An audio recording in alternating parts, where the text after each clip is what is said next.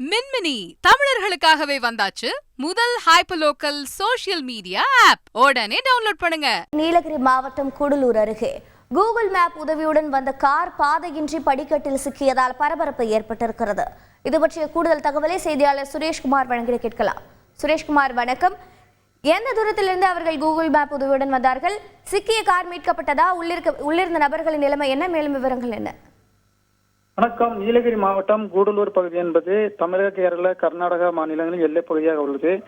இங்கிருந்து வரும் சுற்றுலா பயணிகள் கூடலூர் வழியாகவே உதகை போன்ற பிற சுற்றுலா தலங்களுக்கு செல்கின்றனர். இந்த நிலையில் தொடர் விடுமுறையால் கடந்த 3 நாட்களாக அதிக அளவிலான சுற்றுலா பயணிகள் நீலகிரி மாவட்டத்திற்கு படையெடுத்து வருகின்றனர். இந்த நிலையில் கர்நாடகா மாநில இளைஞர்கள் சிலர் ஒரு சொகுசு காரில் சுற்றுலாவை இன்று நீலகிரி மாவட்டம் முழுவதும் முடித்துக் கொண்டு கூகுள் மேப் உதவியுடன் தனது சொந்த ஊருக்கு திரும்பிக் கொண்டிருந்தனர்.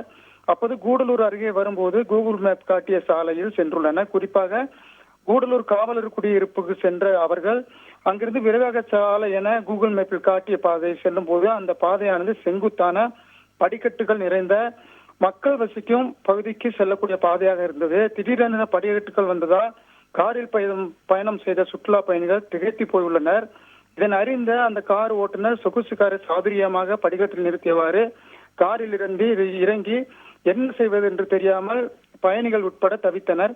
உடனடியாக அந்த பகுதியை சேர்ந்த மக்கள் மற்றும் தேசிய நெடுஞ்சாலையில் வந்த பிற சுற்றுலா பயணிகள் எல்லாம் ஒன்றிணைந்து படிக்கட்டுகளில் பாறை துண்டுகளை அடுக்கி வைத்து ஒரு வழியாக 1 மணி நேரத்துக்கு பிறகு வாகனத்தை தேசிய நெடுஞ்சாலையை கொண்டு வந்தனர். பிறகு நிம்மதியாக இருந்த சுற்றுலா பயணிகள் தங்கள் வாகனத்திற்கு சொந்த ஊருக்கு திரும்பினர். தொடர்ந்து கூடலூர் பகுதி என்பது மலைப்பகுதி என்பதால் கூகுள் மேப்பில் பயணம் செய்து வரும் சுற்றுலா பயணிகள் சிலர் அடிக்கடி இவ்வாறு மாட்டிக்கொள்வது நடந்து வருவது அதிர்ச்சியை ஏற்படுத்தி வருகிறது. தகவல்களை வழங்கியதற்கு நன்றி சுரேஷ்குமார். மின்மினி தமிழர்களுக்காகவே வந்தாச்சு முதல் ஹைப்பர்லோக்கல் சோஷியல் மீடியா ஆப். உடனே டவுன்லோட் பண்ணுங்க.